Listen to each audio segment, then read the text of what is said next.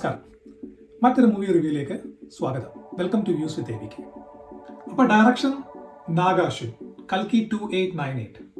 നമ്മുടെ മഹാഭാരതത്തിന്റെ ചെറിയൊരു ഏഡ് എടുത്ത് അത് സൈഫൈ ആയിട്ടൊക്കെ ബ്ലെൻഡ് ചെയ്ത് എടുത്ത ഒരു മൂവിയാണ്.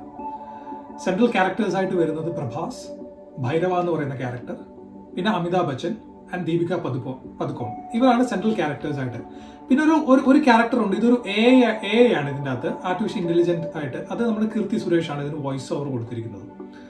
സോ ഏകദേശം 600 കോടി ബഡ്ജറ്റിൽ ഇറങ്ങിയ ചിത്രമാണ്. ഇപ്പൊ തന്നെ 3-4 ദിവസമായിട്ടുണ്ട്.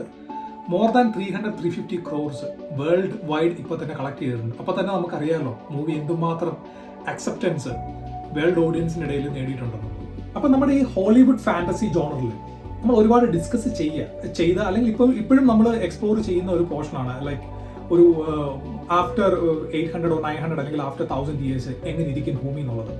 സോ ഇത് നമ്മുടെ മഹാഭാരതത്തിൽ ഒരു ചെറിയ ഏഡ് എടുത്തിട്ട് ആ ഒരു പോർഷനെ അവർ ഈ സൈഫൈവായിട്ട് അല്ലെങ്കിൽ ആ ഒരു ടെക്നോളജിയും അല്ലെങ്കിൽ ബാക്കിയുമായിട്ട് കണക്ട് ചെയ്തിട്ട് എങ്ങനെ ഇരിക്കും ഒരു വേൾഡ് എന്ന് നമുക്ക് കാണിച്ചു തരും. അപ്പം നമുക്കറിയാമല്ലോ ഇപ്പം കലിയുഗമാണ്, അല്ലെങ്കിൽ നമ്മുടെ മിത്തോളജി പറയുന്ന പ്രകാരം ഇപ്പോൾ കലിയുഗത്തിലൂടെയാണ് നമ്മൾ പോകുന്നത്. സോ അറ്റ് ദ എക്സ്ട്രീം എങ്ങനെ ഇരിക്കും?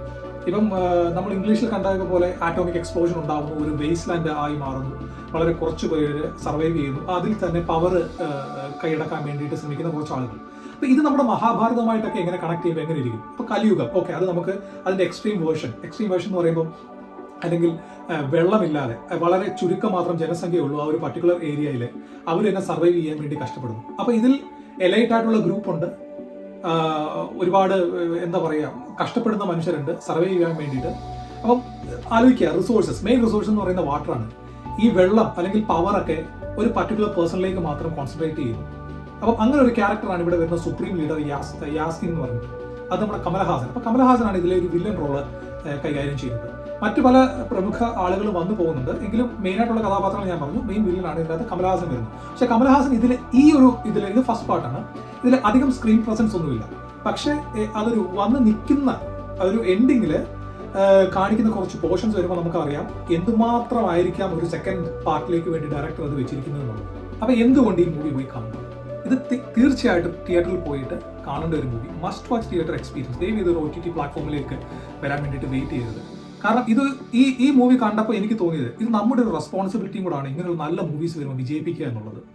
ഇത് പോയി കാണുക, അതാണ് നമ്മൾ ചെയ്യേണ്ട റെസ്പോൺസിബിലിറ്റി. ബിക്കോസ് നമ്മൾ മാഡ് മാക്സ് അല്ലെങ്കിൽ ഡ്യൂൺസ് പോലത്തെ മൂവിയൊക്കെ കാണുമ്പോൾ നമ്മൾ എപ്പോഴും ഒരുപാട് ഇങ്ങനൊരു ടെക്നോളജി എന്ത് നല്ല ഭയങ്കര മൂവിയാണെന്നൊക്കെ പറഞ്ഞ് നമ്മളെപ്പോഴും അന്തം വിട്ട് നിന്നിട്ടുണ്ട്. സോ അതേപോലെ ഒരു മൂവി തന്നെയാണ് ഇതും. അത് നിങ്ങൾ പോയി തിയേറ്ററിൽ കണ്ടു കഴിഞ്ഞാൽ അതിൻ്റെ ഒരു എക്സ്പീരിയൻസ്, ഗൂസ് ബംസ് മൊമെന്റ്സ് ആണ് പലതും നമുക്ക് സമ്മാനിക്കുന്നത്.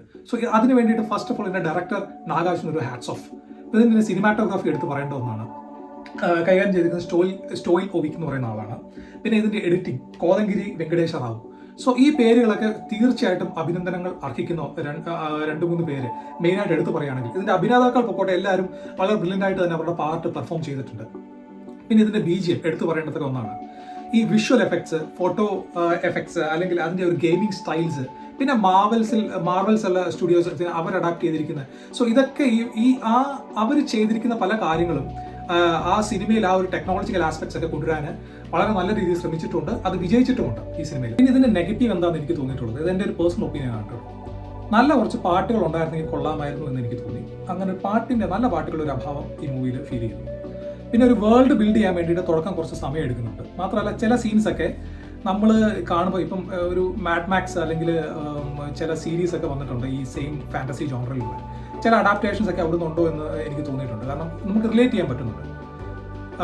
പിന്നെ മൂന്നാമതായിട്ടുള്ളത്, എനിക്ക് ചില കോമഡീസ് ഒക്കെ ഫസ്റ്റ് ഹാഫിൽ, അതായത് ഒരുപക്ഷെ ഒരു ഇന്ത്യൻ മൂവി ആ ഒരു എന്താ പറയുക ഓഡിയൻസിനെ അട്രാക്ട് ചെയ്യാൻ വേണ്ടിയിട്ടായിരിക്കാം ഈ കോമഡീസ് ഒന്നും ചില സമയത്ത് കുറച്ച് ലാഗ്, അല്ലെങ്കിൽ നമുക്ക് എനിക്ക് അത്ര സൂചിച്ചില്ല ഈ ചില കോമഡീസ് ഒക്കെ ഇടുന്നുള്ള. അതല്ലാതെ എനിക്ക് വേറെ തോന്നിയിട്ടില്ല. പക്ഷേ ഈ ഒരു 2-3 കാര്യങ്ങളൊക്കെ ഒന്ന് ഒഴിച്ചു നിർത്തി കഴിഞ്ഞാൽ ഭയങ്കര ബ്രില്യൻ്റ് ആണ് മൂവി. അതൊന്നും ഒരു തരത്തിൽ ഈ ടോട്ടാലിറ്റിയെ ബാധിക്കുന്നില്ല കേട്ടോ. പക്ഷേ ഇങ്ങനത്തെ ചെറിയ കാര്യങ്ങളൊക്കെ ഉണ്ടായിരുന്നെങ്കിൽ കുറച്ച് സമയം കൂടെ ഒക്കെ ഒന്ന് ട്രിം ചെയ്തിട്ട് കുറച്ച് ഇച്ചിരി കൂടെ നല്ലതാക്കാമായിരുന്നു. ഫസ്റ്റ് ഹാഫ് കൂടുതൽ എൻഗേജിങ് ആക്കാമായിരുന്നു എന്ന് എനിക്ക് തോന്നുന്നു. മാത്രമല്ല, നിങ്ങൾ ഈ മൂവി കാണാൻ നേരത്ത് ഈ മൂവി ഇപ്പം എല്ലാവർക്കും മിത്തോളജി അറിഞ്ഞില്ലെങ്കിലും കുഴപ്പമില്ല. പക്ഷേ ഇതിൻ്റെ അശ്വത്ഥാത്മാവ് എന്ന് പറയുന്ന ക്യാരക്ടറാണ് അമിതാഭ് ബച്ചൻ ചെയ്യുന്നത്. ഒരു പക്ഷേ പ്രഭാസിനേക്കാളും കൂടുതൽ കയ്യടിയാണ് ഈ ക്യാരക്ടറിന് കിട്ടിയിട്ടുള്ളത്. അത്ര ഭംഗിയായിട്ട് ആ ഒരു ഇമോഷൻസും അല്ലെങ്കിൽ അത്ര ഭംഗിയായിട്ട് ഈ ഒരു ക്യാരക്ടർ ആ സ്ക്രീനിൽ കൊണ്ടുവന്നിട്ടുണ്ട്. So hats off to all the brilliant roles. Actors ആയിക്കോട്ടെ, ടെക്നോളജിക്കൽ സൈഡ് ആയിക്കോട്ടെ, എല്ലാം ഇത് തിയേറ്ററിൽ പോയി മസ്റ്റ് വാച്ച് എക്സ്പീരിയൻസ് ആണ്. മിസ്സാക്കരുത് ദയവായി. Hey, thanks for watching. Subscribe ചെയ്യാത്തവർ ഒന്ന് സബ്സ്ക്രൈബ് ചെയ്യണം, പിന്നെ ഒന്ന് ഷെയർ ചെയ്യുക, കമൻറ്റ് ഉണ്ടെങ്കിൽ നിങ്ങൾ കമൻറ്റ് അയയ്ക്കുക, ലൈക്ക് ചെയ്യുക.